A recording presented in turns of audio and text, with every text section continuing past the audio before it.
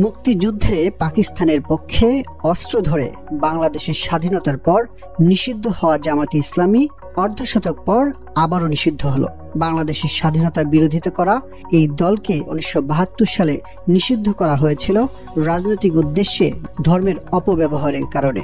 এবার দলটিকে নিষিদ্ধ করা হয়েছে জননিরাপত্তার জন্য হুমকি বিবেচনায়। বৃহস্পতিবার নিষেধাজ্ঞার প্রজ্ঞাপন জারির মাধ্যমে জামায়াতে ইসলামীর রাজনীতি নিষিদ্ধ করতে নির্বাহী আদেশের দিকেই গেল সরকার। আদালতের মাধ্যমে জামাতকে নিষিদ্ধের চিন্তা করলেও শেষ পর্যন্ত নির্বাহী আদেশেই তা কার্যকর করা হলো। নিষিদ্ধের আদেশ জারি হয়েছে স্বরাষ্ট্র মন্ত্রণালয়ের জননিরাপত্তা বিভাগ থেকে। এর মাধ্যমে দলটির প্রায় সব অঙ্গ সংগঠনকেও নিষিদ্ধ করা হয়েছে।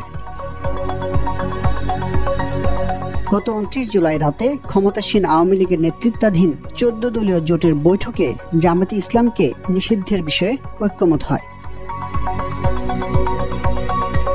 জামায়াতকে কিভাবে নিষিদ্ধ করা যায় তা নিয়ে সরকারের মন্ত্রী ও ক্ষমতাসীন দলের নেতারা বিভিন্ন সময় বিভিন্ন কথা বলেছেন। তাদের সামনে উপায় ছিল দুটো: আদালতে আবেদনের মাধ্যমে জামায়াতকে নিষিদ্ধ কিংবা নির্বাহী আদেশ প্রয়োগ করা।